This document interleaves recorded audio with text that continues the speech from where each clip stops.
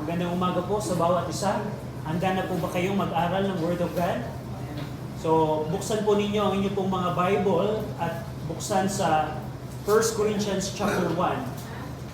1 Corinthians chapter 1. 1 Corinthians chapter 1. Now, ano po ang primarily, kung naalala po ninyo, ano pong pinaka-kasalanan na pwede nating i-identify sa church at Corinth? Sino nakakaalala? Ano ang primary na kasalanan at pagkakamali at ang na meron sa loob ng simbahan ng Corinth? Ang pagkakaroon ng division.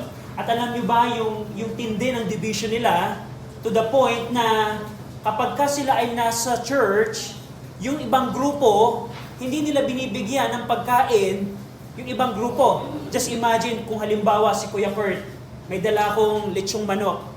And then si Kuya Kurt sa tanghalian, Brad, parang kasarap naman ng pagkain mo. Ang gagawin ko, di ba grupo ka ni Apollos? Grupo kami ni Sipas, bumili kayo ng inyong manok. Ganon ang Corinth Baptist Church. Ganon ang tindi ng kanilang division. At we cannot imagine na ang isang simbahan ay nag-exist sa ganong klaseng setup. Of course, we know na sa ating pong church ngayon, dahil ang isang blessing po ng isang maliit na church, ang division, hindi pa ganong kaproblema. Pero, pag-aaralan natin ang 1 Corinthians, hindi bilang corrective message para sa atin, kundi bilang maging preventive message para sa atin.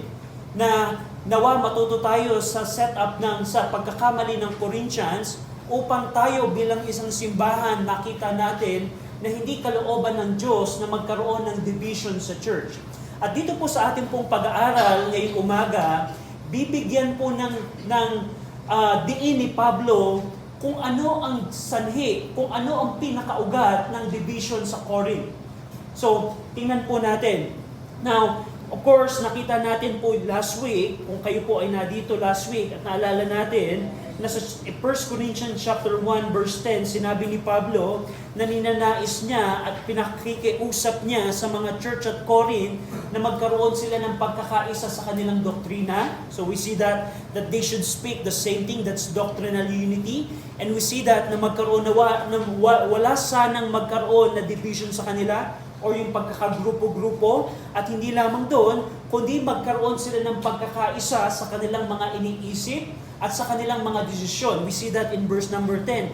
At we know sa verse number 11 downward na nabalitaan ni Pablo sa pamamagitan ng kanilang informer na yung household of Chloe, na meron palang division sa kanila. May mga nagsasabing, ako ay kay Apollos, ako ay kay Pablo, ako ay kay Sipas, ako ay kay Kristo. So, binigyang diin dito ni Pablo na si Kristo ba ay nahati?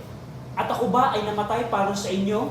At kayo ba ay nabautismuhan sa pangalan ko, and so on and so forth. We see that last week. Nakita din po natin last week na si Pablo ay nagpapasalamat na nagkaroon siya ng minimal involvement sa baptism ng mga Corinthian believer. At ngayon, ipagpapatuloy po ni Pablo, bakit siya nagpapasalamat? Dahil hindi siya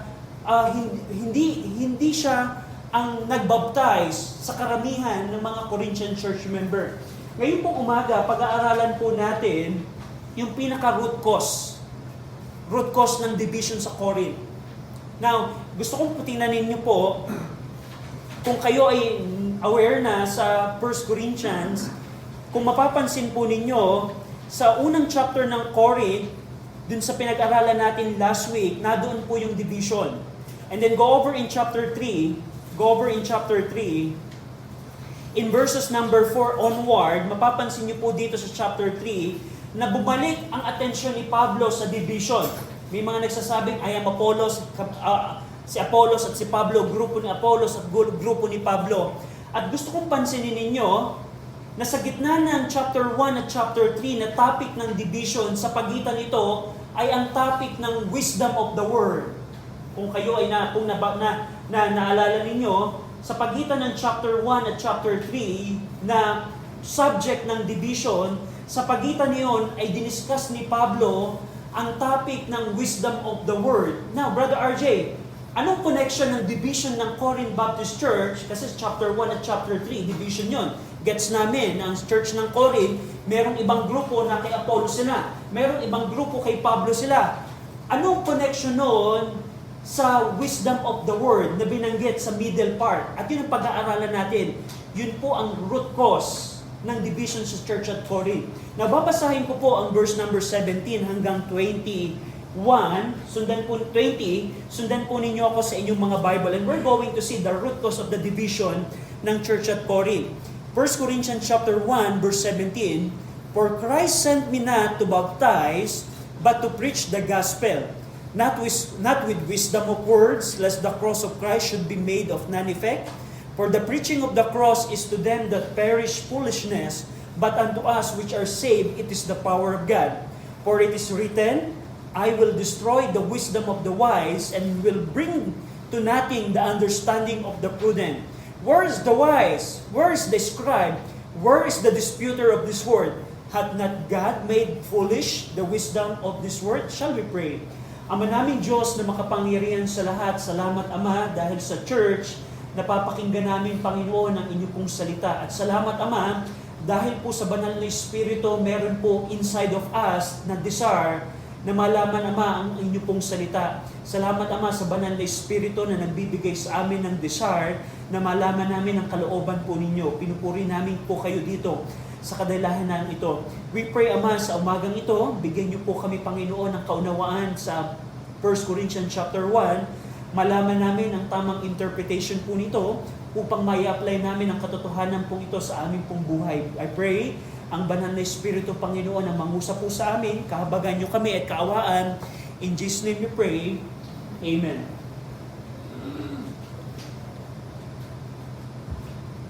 So, nakita po natin sa verse 14 hanggang 16 na nung si Pablo ay nasa Corinth Baptist Church, minimize the involvement sa pagbabaptism. At we know na ang isang dahilan po doon ay ang mga Corinth Church member, sila po ay tumitingin sa tao. We see that in verse 14 to 16. Now, dito po sa verse number 17, sabi ni Pablo, "For Christ sent me not to baptize, but to preach the gospel." Ang ibig sabihin dito, nagbigay si Pablo ng kanyang theological reason bakit siya hindi nagbabaptize. Or kung meron man siyang binaptismohan ilang individual, yun lamang ang kanyang binaptize. Kasi binanggit dito ni Paul na siya ay pinadala ni Kristo hindi upang magbabautismo, kundi ipangaral ang Ebanghelyo. At dito, mapapansin niyo po sa verse number 17, yung conjunction na for, ito po ay kinoconnect po yung previous statement, yung verse 14 to 16. So, ibig sabihin, ang pinakadahilan bakit merong minimal involvement ng baptism si Paul sa Corinth nung inumpisahan niya yung simbahan doon, ay dahil siya ay pinadala ni Kristo upang ipangaral ang Ebanghelyo. Now, dito po, tandaan po natin, hindi po ibig sabihin dito ni Pablo na hindi mahalaga ang baptism. Kasi kung si Pablo hindi niya bibigyang halaga ang baptism, hindi niya ginagawa yung Great Commission ng Matthew chapter 28. Kasi ang baptism po, bahagi po ito ng paggawa po ng disipulo. Pero ang ginawa po dito ni Pablo, ginaya po niya yung pattern po ni Jesus Christ. Nung si Jesus Christ po ay naggumagawa po ng disipulo, yung pong kanyang mga apostol ang nagbabautismo. Sabi ng John chapter 4, verse number 2, "Though Jesus Himself baptized not, but His disciple." So, ganun ang naging setup po ni Pablo nung siya ay nasa Corinth. Probably si Timothy, probably si Timothy and Silas ang nagbaptize. Si Paul ang nag-preach at mayroong mga naging convert. Sasabihin niya, "Timothy, ikaw na yung magbaptize sa mga tao ito." So you see that in verse number 17. Now gusto kong pansinin natin yung kadugsong ng verse number 17. Pagkatapos niyang i-address yung division, ngayon dadako si Pablo sa root cause, sa likod ng kanilang pagkakahiwa-hiwalay, kanilang pagkakawata-wata. Dito niyo po mapapansin po ninyo, sinabi ni Paul, "But to preach the gospel," verse 17, "not with wisdom of words." Yun po ay napakahalaga. Nung si Pablo po ay nagpunta sa Corinth Baptist Church, sa Corinth, nung in-start niya yung church, for 18 months, sinabi ni Pablo, hindi siya nangaral sa Corinth ng merong wisdom ng salita. Yung pong word na not wisdom of words, mapapansin nyo po yun sa original, meron pong preposition in, nang ibig sabihin po nito, ang kanyang method o yung kanyang pamamaraan ng pangangaral ay hindi sa pamamagitan ng wisdom of words. Now, Brother RJ, anong connection ito sa division ng Corinth Baptist Church? Go over in Acts chapter 18. Tingnan niyo po, ipitin niyo lamang po ang inyong mga Bible sa 1 Corinthians 1. Tingnan niyo po sa Acts chapter 19. At ito po ang magbibigay dahilan. Bakit ganun katindi ang division ng Corinth? Now, sa Acts chapter 18, dito niyo po makikita sa buong unang bahagi po ng Acts chapter 18, 18 buwan nanatili si Pablo sa Corinth upang mag-preach, upang may baptize sila, upang ma-establish yung church. For 18 months, ganun po katagal na nag-minister si Paul sa Corinth. At pagkatapos po noon, verse number 24, you see sa verse 18 hanggang 23, umalis si Pablo sa Corinth dahil kailangan niyang pumunta sa Jerusalem and so on and so forth. You see that. Pero gusto kong pansinin ninyo, pagkaalis ni Pablo sa Corinth, verse number 24, and a certain Jew named Apollos, born of Alexandria, an eloquent man and mighty in the scripture, came to Ephesus. At ang nangyari po dito, bigyan natin ng kwento, si Priscilla and Aquila, sila po ang nag-disciple kay Apollos. Go over in verse number 27. Verse number 27, and when he was disposed to pass into Achaia, the brethren wrote, exhorting the disciple to receive him, referring to Apollos, tanggapin niyo sa Apollos, who when he was come, helped much with had believed through grace, for he mightily convinced the Jew, and that publicly, showing by the scripture that Jesus was Christ. Si Apollos po na humalili kay Pablo sa Corinth, siya po ay isang eloquent man. Ibig sabihin, napakagaling po niyang magsalita. Napakaganda niyang magsalita sa pamamagitan ng scripture na convince niya na ang Messiah ay ang ating Panginoong Kristo sa galing niyang pagsasalita. Now, balikan natin yung 1 Corinthians chapter 1. Sabi ni Pablo, nung siya ay nangaral sa Corinth, hindi siya nangaral sa pamamaraan ng wisdom of words. Yung pong wisdom of words po dito, before we go there, alam natin si Apollos, siya po yung humalili kay Paul pagkaalis po ni Pablo. At si Apollos, siya ay isang eloquent man, magaling magsalita. Now, sino kaya si Pablo? Tingnan niyo po sa 2 Corinthians 10:10. Sa pagsasalita, kung kumpara kay Apollos, kung si Apollos ay isang eloquent man, ano kaya ang pagsasalita ni Pablo? Tingnan niyo po sa 2 Corinthians 10:10. Basahin natin po ng sabay-sabay sa 2 Corinthians 10:10. Nandiyan na po kayo? Ready? Read. For his left.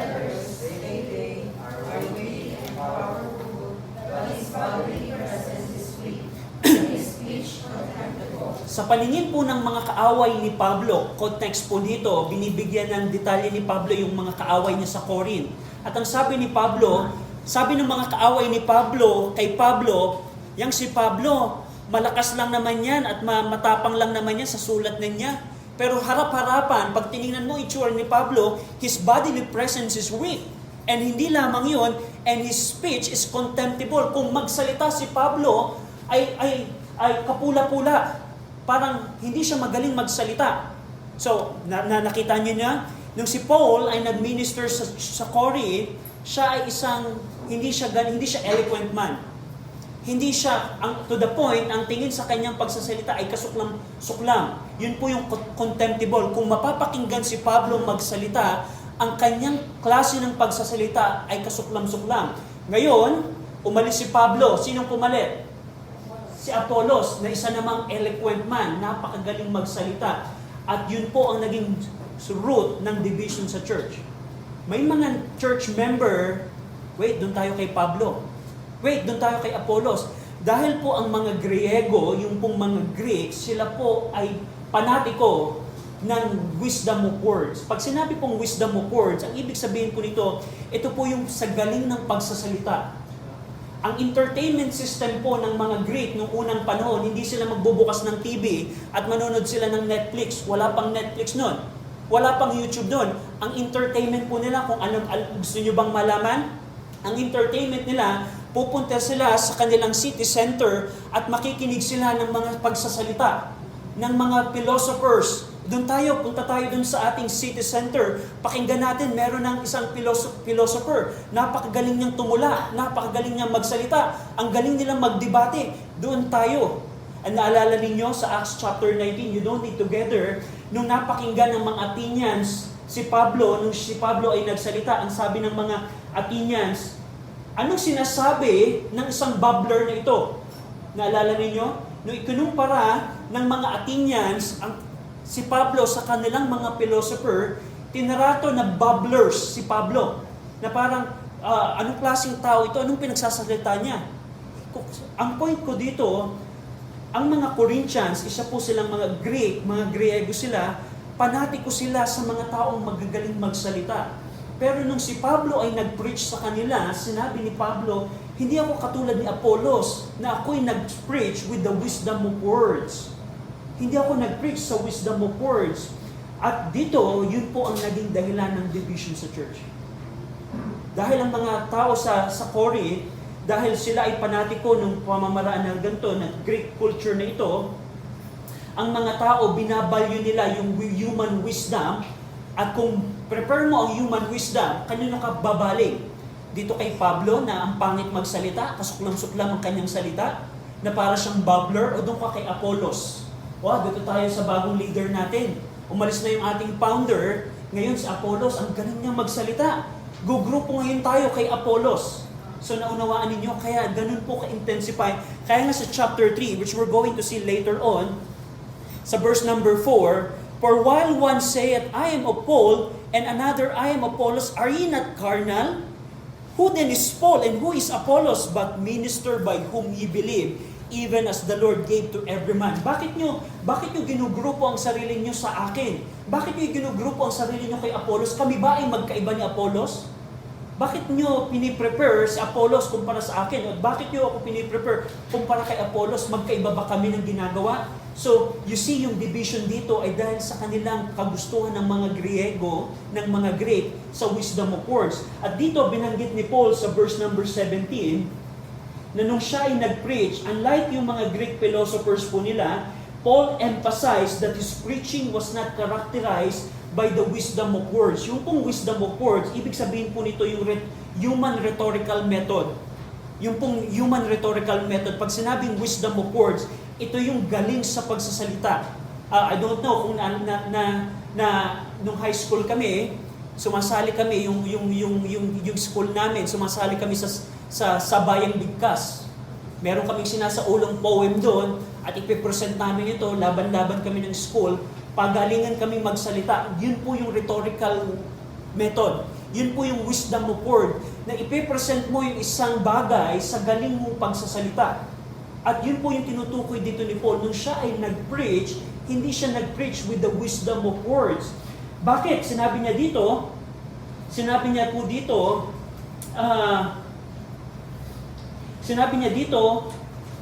unless the cross of Christ should be made of none effect. We're going to see that later on. Pero makita natin, nung si Paul ay nag-preach dito, hindi siya gumamit ng wisdom of word. Pag sinabi pong wisdom, ibig sabihin po nito ay human philosophy o yung intellectual ability. The word wisdom, Sophia in Greek, ibig sabihin nito yung intellectual ability. At yung word, wisdom of words, yung po ay logo, ibig sabihin, ito po yung speech o yung rhetorical expression.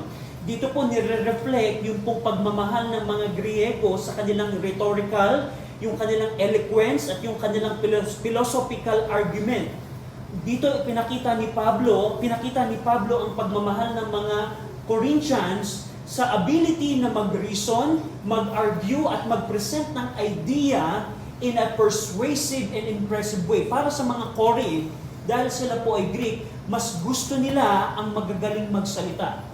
Now, apply po natin ang katotohanan nito sa ating panahon. Alam niyo po ba na maraming preacher? Now, kung halimbawa, ang preacher ninyo ay ganito magsalita, meron akong pinirepair, gospel message po ito, pero pakinggan po ninyo. Sa krus ng pag-ibig, siya ay naging alay Kasalanan ng tao ay kanyang tinubos na alay. Dugo niya ay umagos, buhay ay kanyang inalay, upang tayo'y maligtas sa banal niyang alay. Sa sakit at hirap, hindi siya umayaw. Pag-ibig sa atin ay hindi nagkulang kahit umayaw. Hanggat kamatayan, siya'y kusang nag-alay. Kristo ang tagapagligtas, walang kapantay na alay. That is the wisdom of words. Naunawaan po ninyo? Sabi ni Pablo, nung siya ay nag-preach, hindi niya pinirich ang Panginoong Kristo sa ganung paraan. At ang nakakalungkot po sa ating pong panahon, marami pong preacher, ang ganito na po ang style.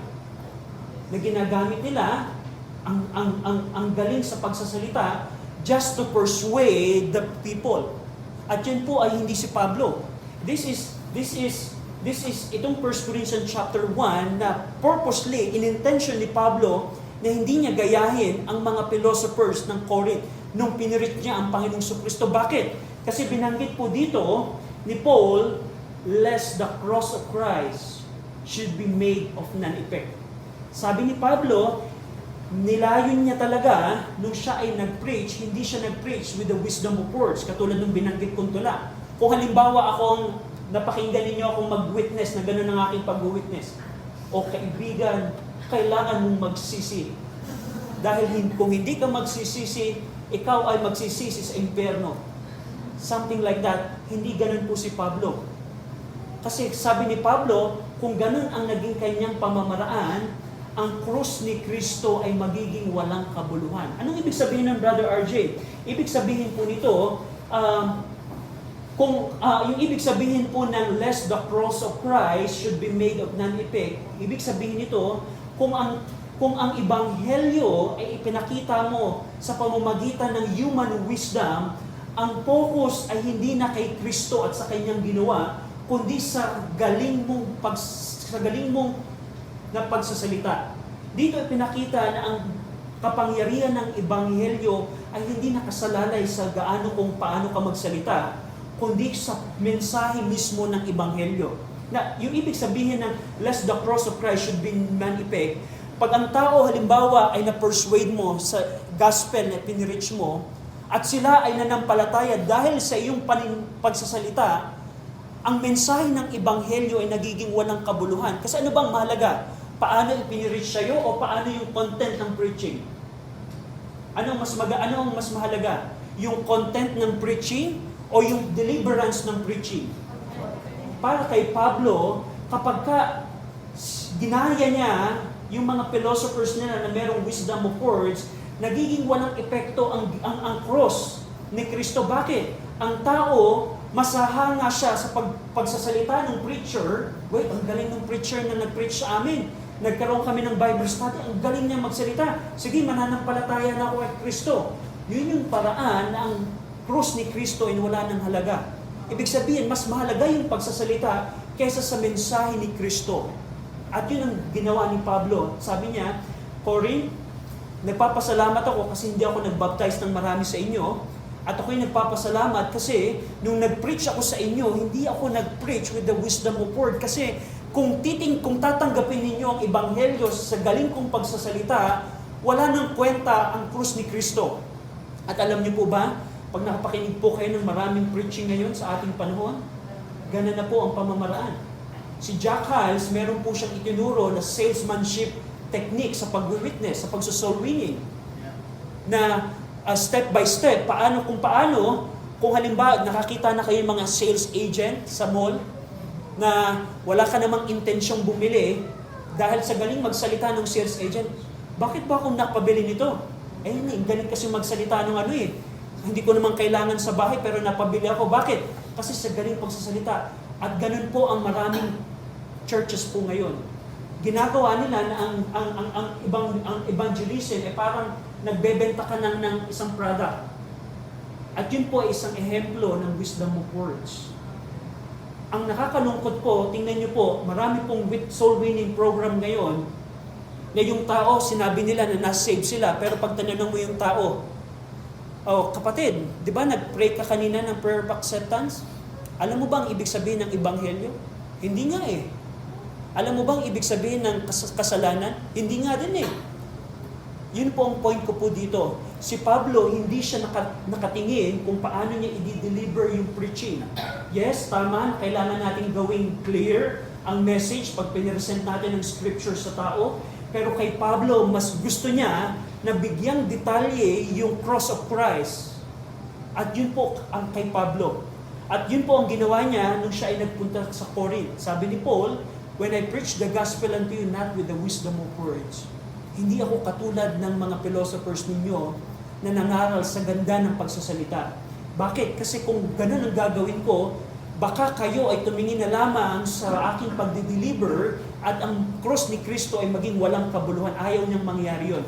So, yun po. Sa verse number 17, we see na yung wisdom of words. Now, verse number 18, basahin po natin ng sabay-sabay ang verse number 18. Ready? Read.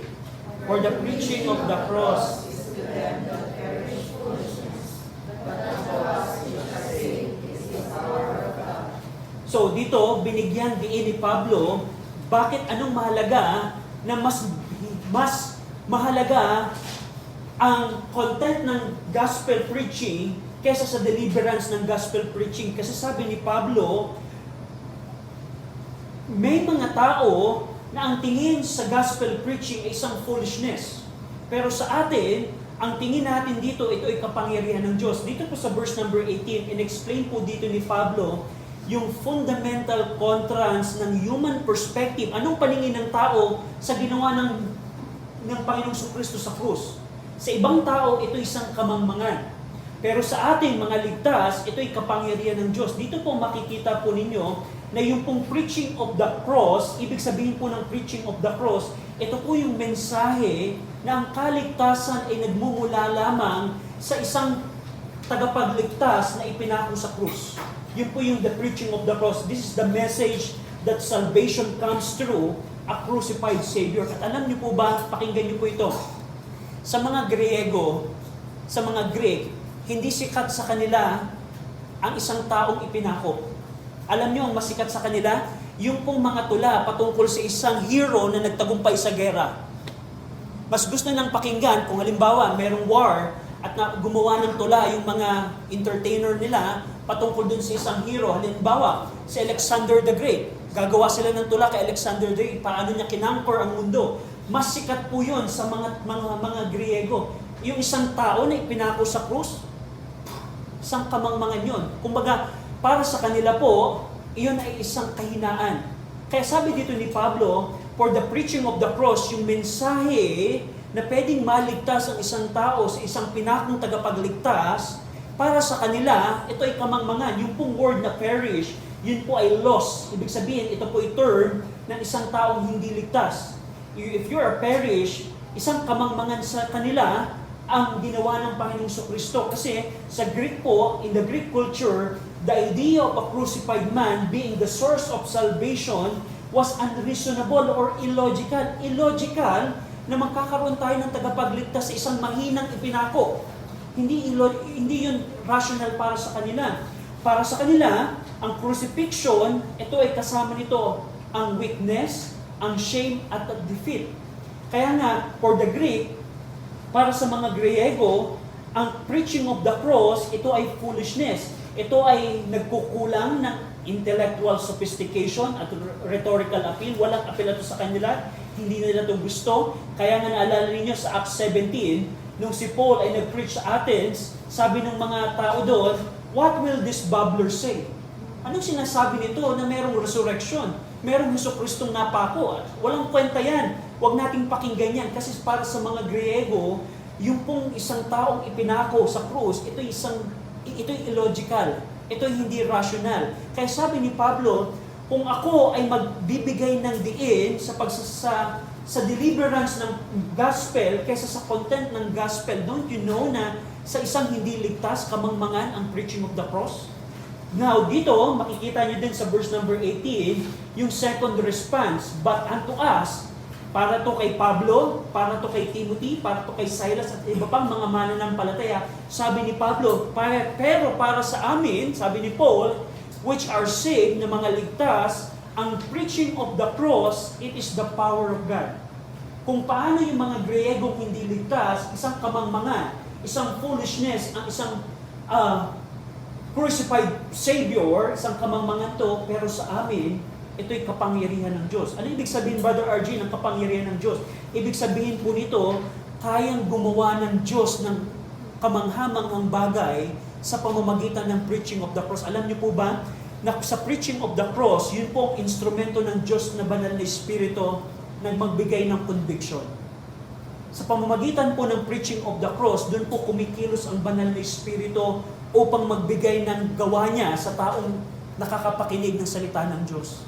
So, para kay Apostol Pablo, at sa mga kasamahan niya, na ligtas, ang preaching of the cross, it is the power of God. Pag sinabing power, ito po yung ibig sabihin nito, ito po yung effective, operative power or ability ng Diyos na gumawa. Dito, dinescribe ni Paul na ang preaching of the cross, meron tong power to convict of your sin, power to regenerate, to power to justify and to sanctify. And we know in Romans chapter 1:16, sabi ni Paul na ang gospel of Christ, it is the power of God, kapangyarihan ng Diyos unto salvation to everyone that believeth, not to the Jew first and also to the Greek. So merong sa verse number 18, tingnan natin na ang dalawang responses ng tao sa preaching of the cross. Maaring sa umagang ito, yung Word of God na napapakinggan mo ngayon ay isang kamangmangan. Probably nasa isip mo, ay, walang kwenta naman yung preaching na napapakinggan ko sa church. Probably you are still lost and perish. Kasi para sa perish and lost, isang foolishness ang preaching of the cross. Pero sa isang mananampalataya, ang preaching of the cross, ito po'y kapangyarihan ng Diyos. Kaya nga tingnan niyo po ito, sa church po, pwede niyong of course, hindi natin, wala tayong 100% ability to know the heart of the person. Pero base po sa response ng tao sa Word of God, doon yung makikita kung ligtas ang isang tao hindi. Sa church, may mga tao na nasa church na walang interest sa Word of God. Week after week, walang interest sa Word of God. Yun yung pagpapakita, probably they are perish.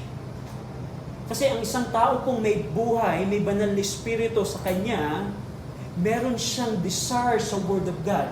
And that's something that you cannot replicate by your own. Kaya nga, dito makikita natin, kumusta ang desire mo sa Word of God. How is your relationship with this book, this whole week? How is your relationship with this book? And that, you answer that question, and you can tell probably if you're saved or no. Week after week, wala kang interest sa Word of God. Sunday after Sunday, wala kang interest na malaman ang Word of God so that you can know the will of God. Probably you are lost and you need to get saved. Hindi ibig sabihin dito na church member ka, ikaw ay ligtas. How is your relationship with this book? That will tell if kung ikaw ay ligtas o hindi. So, yun po ang verse number 18. Na kaya nga sinabi dito ni Paul na kung ang gospel ay isang kamangmangan na sa mga unsaved, bakit pa ako magdadagdag ng wisdom of words pag diniliver ko siya? So yun yung connection ng 17 and 18. Sabi ni Paul, hindi ako nag-preach ako sa inyo, not with the wisdom of word, kasi kung ang gospel message ay kamangmangan sa inyo, ano pang maitutulong kung dadagdagan ko pa ito ng galing sa pagsasalita? So yun yung reason ng verse number 18. Now verse number 19, ngayon papalakasin ni Pablo ang kanyang argument sa pag-quote ng Isaiah chapter 29. Tingnan niyo po ito, verse 19.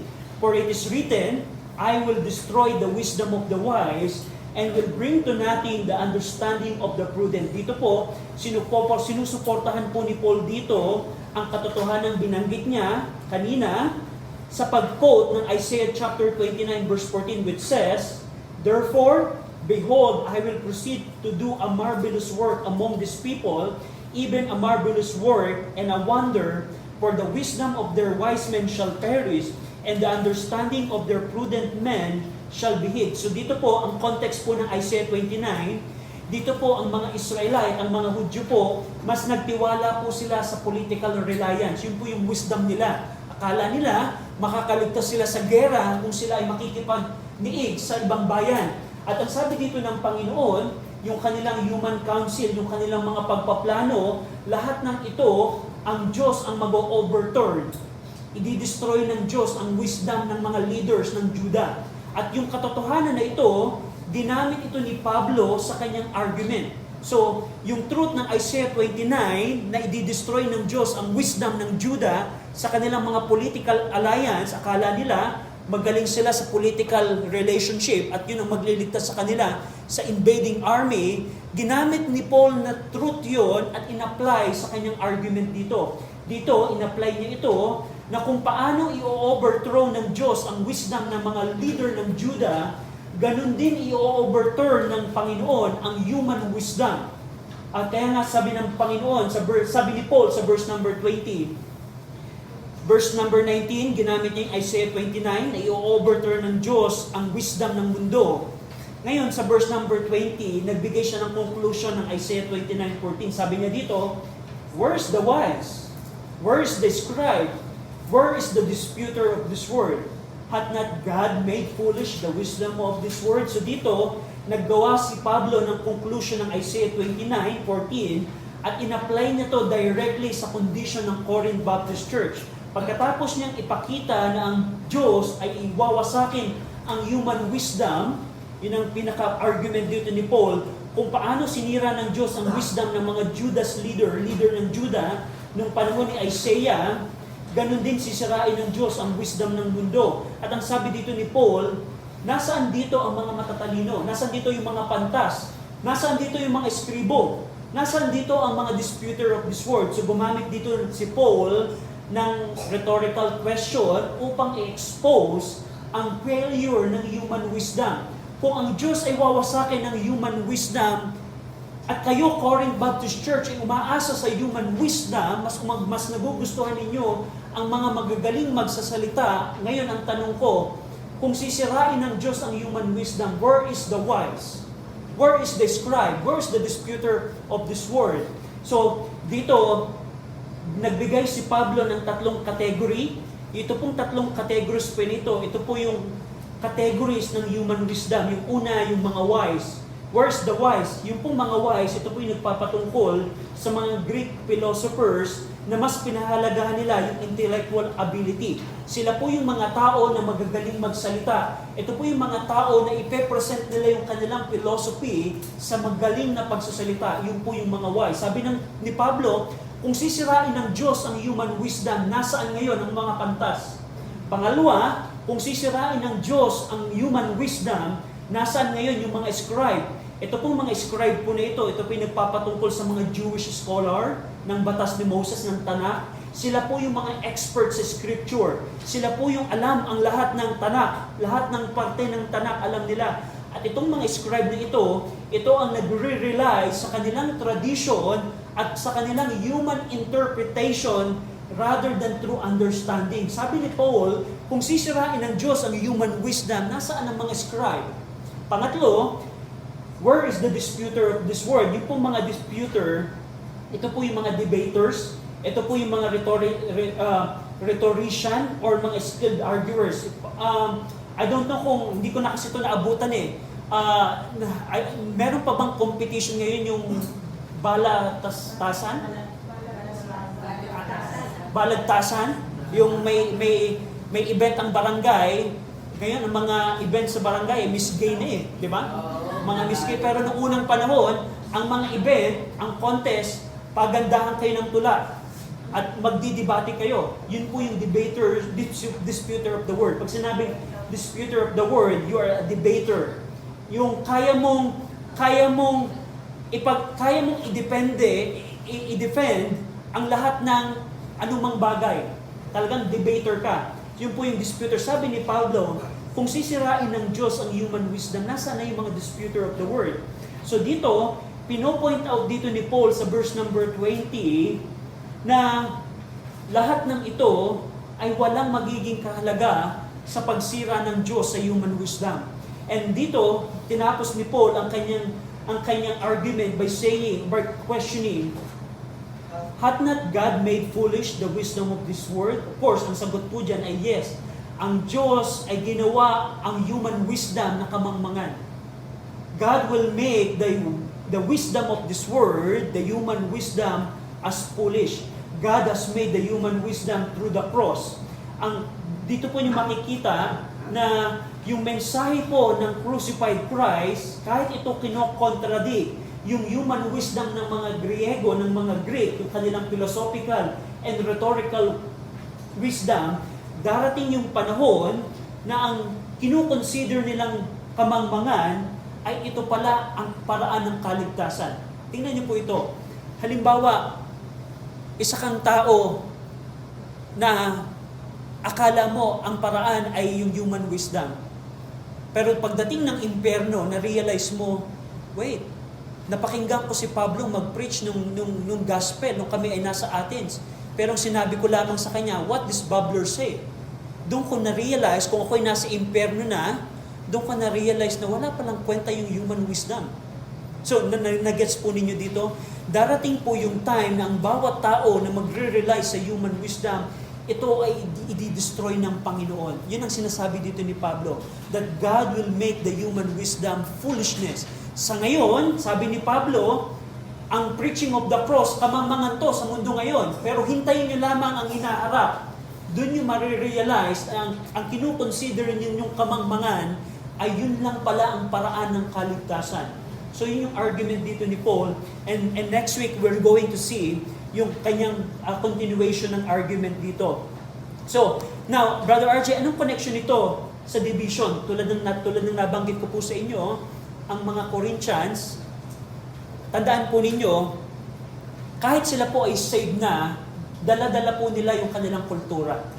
At bahagi ng kanilang baggage nung sila ay na-save, yung mga Corinthian church member, ay yung kanilang sa pagmamahal, sa pagaling sa pagsasalita. And we know the story, Acts chapter 18, sino ang pumalit pagkatapos ni Pablo?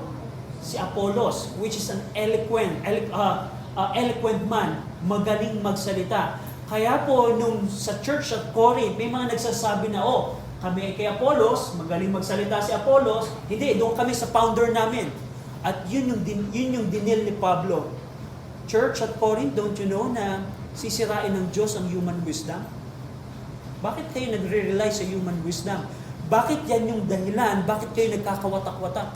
And that's the argument of Paul. And Paul will continue yung topic ng human wisdom sa uling bahagi ng chapter 1 and even in chapter 2. Ipapakita ni Paul dito kung ang mundo ay may wisdom, ipipresent niya sa chapter 2, ano yung wisdom of God. So, yan po ang chapter 1 and we're going to continue next week. Now, bilang challenge po, dalhin po natin to sa ating paraan. Nauna ko pong tanong sa inyo, kumusta ang desire mo sa Word of God? Sinabi ng ating lesson na meron palang dalawang response sa Word of God. May mga tao na ang preaching of the cross ay isang kamangmangan. How is your perspective sa preaching of the cross? Is just a foolish thing? Kumusta kapag napapakinggan mong Word of God? Para sa iba ito, aksay lang to ng panahon? Aksay ito ng oras? Kasi kung ganun ang pananaw mo, kaibigan, probably, you're not yet saved. You need to get saved. You need to repent. You need to repent and believe the Lord Jesus Christ. Para hindi ka makasama yung pong mga crowd na marirealize sa huling wakas na ang human wisdom pala ay walang kwenta.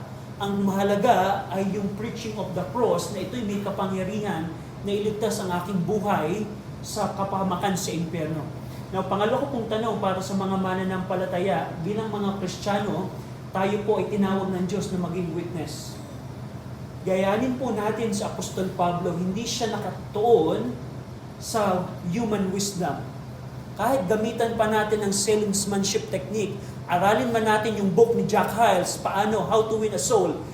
Matindi po si Jack Hyles. Kahit bingi at bulag, ang ginawa lang niya, kaya mo daw mawitnessan ng isang bingi at isang bulag na pagturo lamang sa araw at turo sa puso.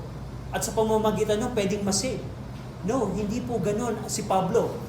Si Pablo, mas nakatutuon siya sa content ng preaching. At ganun din po dapat tayo bilang mga witnesses ng Panginoon.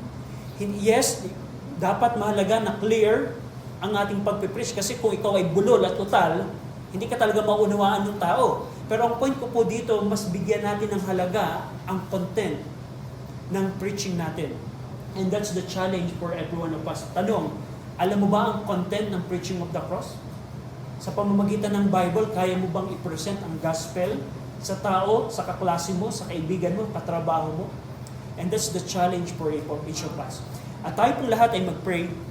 Ama naming Diyos na makapangyarihan sa lahat, maraming salamat po, Panginoon, sa Word of God na amin pong napakinggan.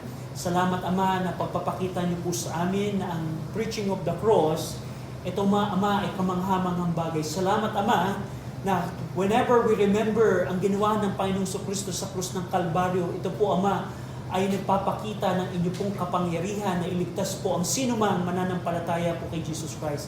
Salamat, Panginoon, sa katotohanan ito. And we pray, Ama, sa amin pong imbitasyon, kayo din po ang mangusap at magpala. In Jesus' name we pray.